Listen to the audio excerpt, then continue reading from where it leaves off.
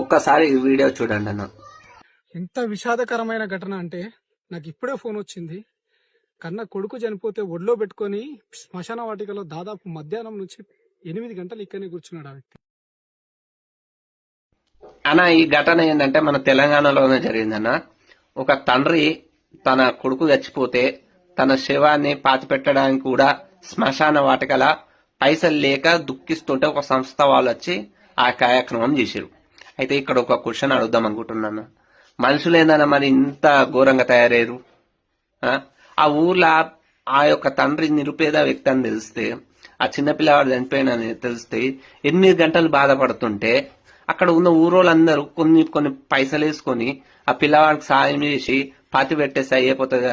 దానికి కూడా ఒక సంస్థ వాళ్ళు రావాలి. 8 గంటల వరకు ఆ తండ్రి బాధపడుకుంటున్నాను నాన్న. ఈ యొక్క విషయం అడుగుదాం అనుకున్నాను.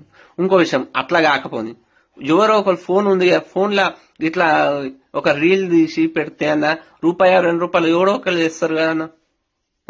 ఇట్లా కూడా కాకపోని గవర్నమెంట్ కూడా ఉంది. గవర్నమెంట్ మేము ఉచిత పథకాలు ఇస్తున్నాము, ఉచిత బస్సు ఇస్తున్నాం, సన్న బియ్యం ఇస్తున్నాం అనే బదులు ఇలా చనిపోయి వాళ్ళని కాలబెడదామంటే కూడా పైసలు లేకుండా ఉన్నారన్న చాలా మంది. మరి వాళ్ళు చచ్చిపోయినప్పుడు ఆ కార్యక్రమాన్ని ఫ్రీగా చేసుకోండి అనే ఒక పథకం అన్న పెట్టచ్చు కదన్న. దీంతో పాటు ఇంకో క్వశ్చన్ కూడా అడుగుదాం అనుకుంటున్నాను. మన దేశంలో నిరుపేదలు ఎంత ఉన్నారు, ధనికులు కూడా అంతే ఉన్నారు. అయితే ఈ ధనికులు మరి ఎక్కువ ధనవంతులు అవుతారు, నిరుపేదలు అవుతారు. వీళ్ళిద్దరి మధ్యలో ఒక మధ్యవర్తులు ఉన్నారు, మధ్యతరగతి వాళ్ళు ఉన్నారు. వాళ్ళు పైసలు ఎందుకు ఖర్చు పెడుతున్నారు కూడా వాళ్ళకి అర్థమైతలేదన్న.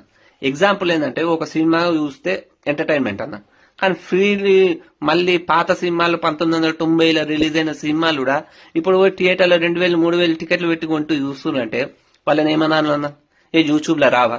ఇలాంటి పైసలు మీకు ఖర్చు పెట్టాలనుకుంటే ఇట్లాంటి నిరుపేద వాళ్ళకు ఇస్తే వాళ్ళని బాగుపడతారు కదా అన్న. ఇలాంటి జరగకుండా ఉండాలంటే మనలో మనం మార్పు రావాలన్నా. ఊరోళ్ళు మాయమైపోతున్నాడమ్మా మనిషి అన్న వాడు అనడానికి బెస్ట్ ఎగ్జాంపుల్ ఈ వీడియో అనిపించింది అన్న. బాధతోటే చెప్పబుద్దయింది. ఏదన్నా తప్పు మాట్లాడితే క్షమించండి అన్న. Thank you.